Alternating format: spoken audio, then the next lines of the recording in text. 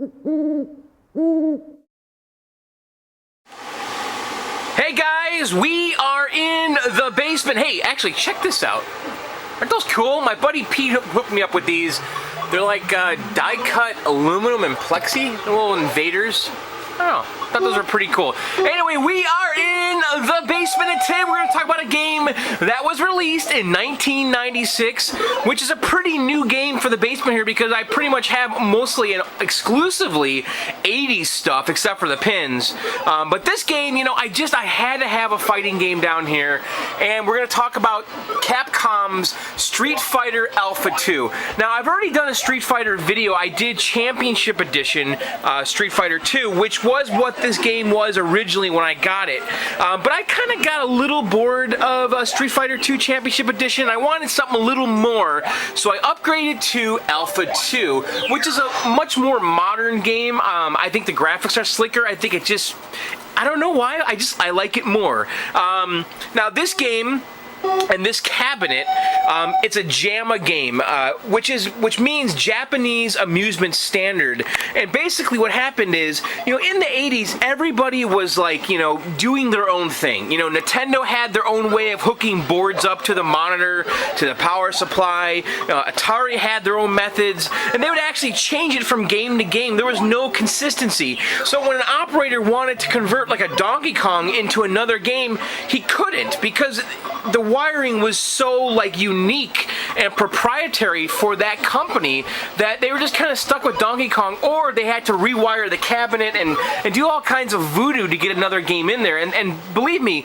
that was an issue for these guys, because Donkey Kong, let's say, you know, the game comes out in 1981, the operator buys it, he puts it in an arcade, it's doing great for like 2 years, it's making tons of money. Then all of a sudden, the sales just start dropping, and it's just not worth it to have that game in the arcade anymore. So the operator has a choice. Does he throw the whole wooden box out, or does he put another game in there? And that's pretty much what they wanted to do. So the JAMA standard kind of solved that and allowed people to, because it's a universal standard, the plug, the connection is universal. You can plug any game into this cabinet, which is why I have a JAMA cabinet down here, because it's great.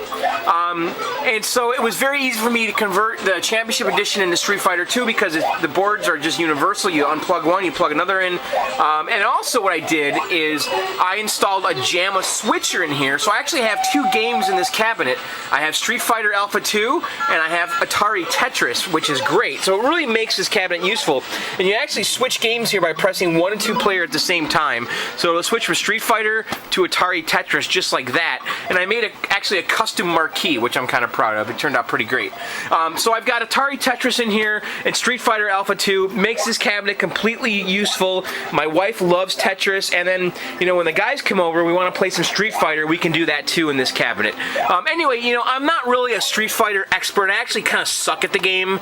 But I'm going to do my best to kind of show you Street Fighter Alpha 2 and all that stuff. So why don't I set up a tripod and show you guys how Street Fighter Alpha 2 plays. Okay, we have the tripod set up here. Now, first things first, let me show you guys the control scheme here. And this is standard Street Fighter fare. We've got an 8-way joystick and 6 buttons. Each player gets the same exact controls, obviously. The top 3 buttons here are the punch buttons. We have jab, strong, and fierce, which is kind of like low, medium, and high as far as strength goes. And then the bottom 3 buttons are the kick buttons, and they're labeled short, forward, and roundhouse. Now, this is a Street Fighter 2 control panel. It's possible that on Alpha 2 they might have labeled these differently. I think they went with that kind of that diamond plate Capcom look for the Alpha 2 cabs. This cabinet was originally a Street Fighter 2. So anyway, alright, so let's center the camera here and start the game. Alright. So we've got a pretty decent selection of characters. There's 5, 15, there's 18 characters to choose from. There's also like alternate costumes and EX characters you can do. So I always select Chun-li. I also love E Honda, but he's missing from this, which is actually pretty irritating. I just pressed actually 2 buttons there to select the pink outfit, which I thought would be special for this video. Alright, we're fighting Ken, great. Who's like one of the better characters in the game. But it's actually better to get rid of him early in the game, because he gets a little harder later. So obviously, you guys need to know, I am not a good Street Fighter player at all. Hopefully I get lucky and we win this, but I suck at this game. You know, this is like a game I just like to come down here and just chill out and play and beat up some dudes, whatever. It's also just a great game to have when friends come over. But I always lose at this game. I'm just not good. And the thing is, I don't seem to get better at it. Alright, so down here is our combo gauge, which is new in the Alpha series, actually in the Alpha 2. So we're at max right now, and I'm going to try to use that if I don't get killed. I'm going to press 2 punches and a kick. There we go. So we just annihilated his ass. And so the custom combo thing, when that gauge fills up, we just press 2 punch buttons and 1 kick button, or 2 kick buttons and 1 punch button, and your character kind of gets like enraged, and you can basically start stringing together combos at like hyper speeds, and it's pretty awesome. Alright, we better beat him. Damn it. Alright, he's kicking my ass.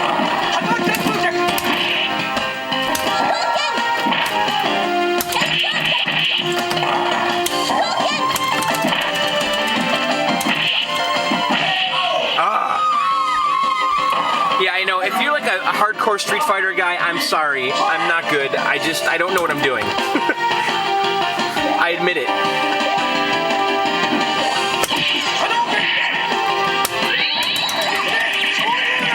And the problem with the custom combo thing is that if the player gets behind you, you can't turn around.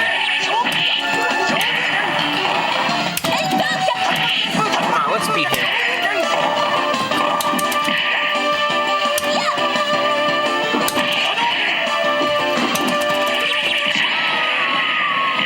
He kicked my ass.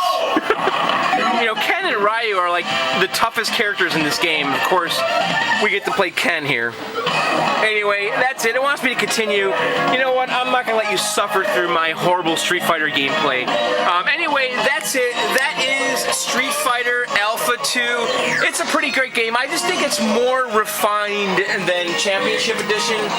I know other people would probably strongly disagree with me, but I actually find it more fun. And I really like the custom combo system there at the bottom where you power it up.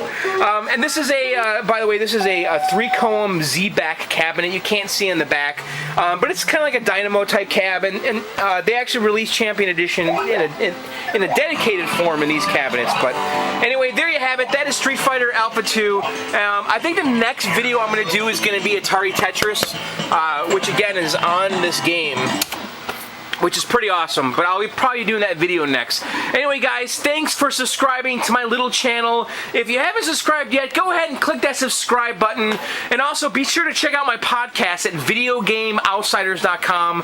That's videogameoutsiders.com, and we broadcast live every week on Tuesdays at 9 p.m. Eastern at allgames.com. That's allgames.com. Other than that, guys, we'll see you later. Bye.